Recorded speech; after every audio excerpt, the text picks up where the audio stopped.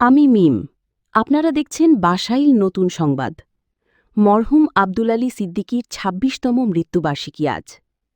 কৃষক শ্রমিক জনতা লীগের সভাপতি ও মুক্তিযুদ্ধের অন্যতম সংগঠক কাদের সিদ্দিকীর বাবা মরহুম আব্দুল আলী সিদ্দিকীর ২৬তম মৃত্যুবার্ষিকী আজ ১৩ মে।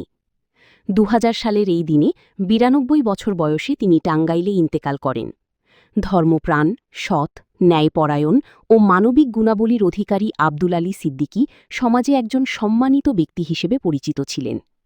তার আদর্শ, দেশপ্রেম ও নীতিনিষ্ঠ জীবন আজও মানুষের মাঝে গভীর শ্রদ্ধার সঙ্গে স্মরণ করা হয়।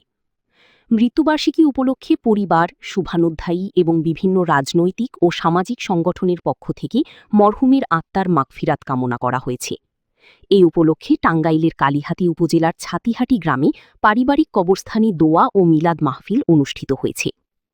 এদিকে আবেগঘন স্মৃতিচারণ করে বঙ্গবীর কাদের সিদ্দিকী বীর উত্তম বলেন, বাবার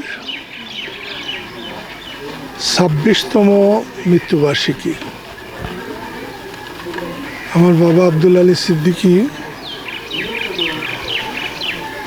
খুব একজন নীতিমান মানুষ ছিলেন। আর ২৬ বছরে মনে হয় এই তো আজকেই বাবাকে হারালাম।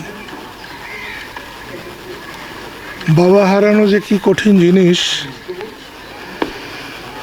যারা হারায়নি তারা বুঝতে পারবে না।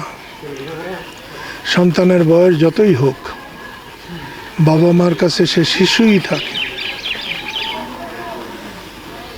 আজকের এই দিনে আল্লাহর কাছে প্রার্থনা করি, আল্লাহ যেন বাবাকে, মাকে, ভাই বোন যারা আছেন তাদেরকে, আমার স্ত্রী কদিন আগে এ পৃথিবী থেকে চলে গেছেন, তাকেও যেন ব্যস্তবাসী করেন, তাদের মাফ করে দেন। আমিন।